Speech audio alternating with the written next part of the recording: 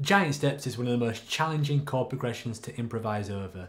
In this lesson, I'm going to help you tackle this tricky progression by demonstrating 3 licks that utilise some really helpful concepts over these chord changes.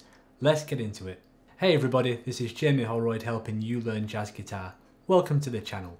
In this lesson, I'm going to be teaching you 3 different licks over John Coltrane's classic Giant Steps. We're just looking at the first 3 bars of that, and each of these licks uses a different concept which is going to help you nail these challenging changes. Now, you can of course use all of these lines over Giant Steps, and that's perfectly cool, but the good thing about Giant Steps is that you can actually use some of these concepts over generic jazz chord progressions such as 1-6-2-5 turnarounds or modulations to different keys, so ultimately you're going to have more use than just playing over one jazz standard.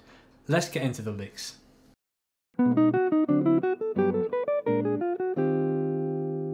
The first example uses triads and tetrachords. Triads and tetrachords are great for addressing difficult harmonic chord progressions like this because they can define the sound of each chord just by using 3 or 4 notes. So here is the sound of the lick played slow, so you can really hear how the triads and tetrachords are working.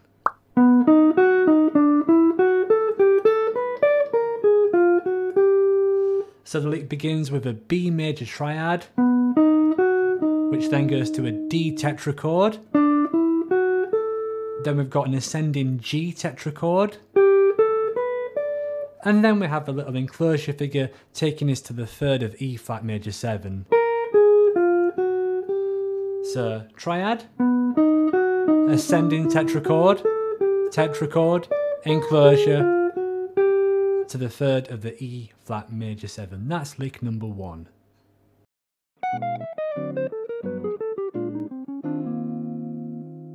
Lick number 2 features some descending scale motion. What I've done here is basically started at the higher register of the guitar neck and I've descended down to the lower register, and I've tried to address each chord that goes by along the way.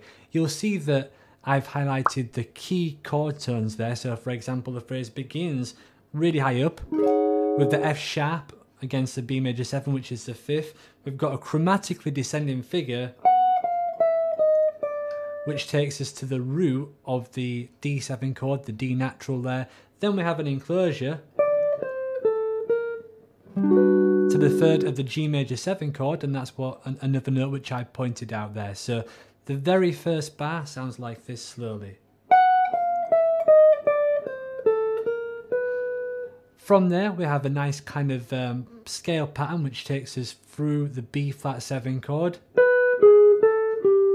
Another enclosure coming up, which takes us to the E flat major 7 chord there. So this lick slow sounds like this.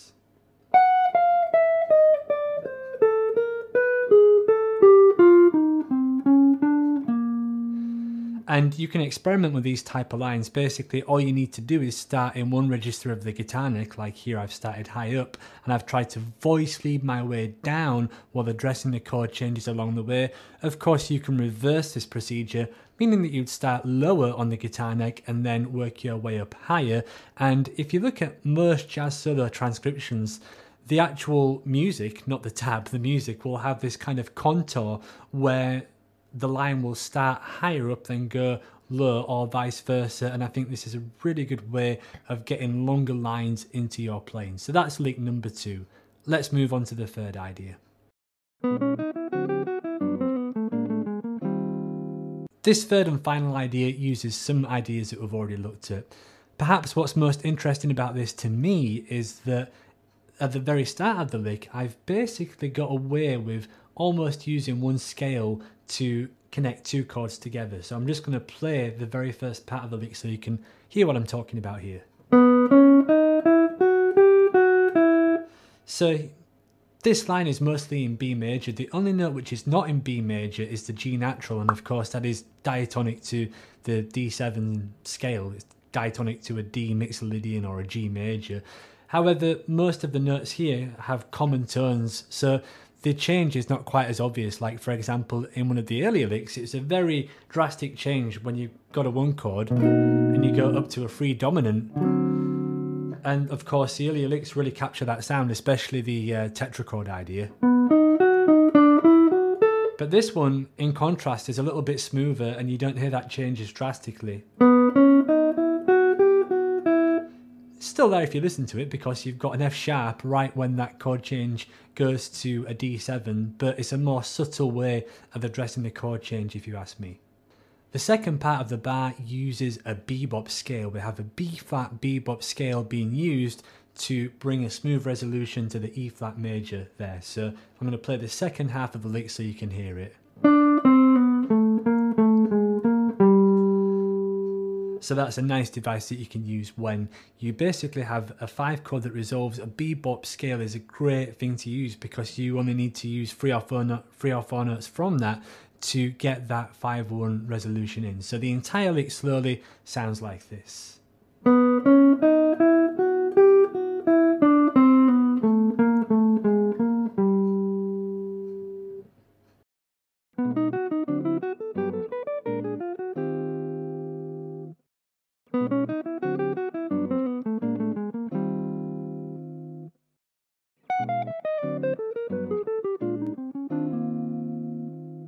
Going forward, you can of course just use these lines as your own, and please feel free to do that, maybe at least as a starting point.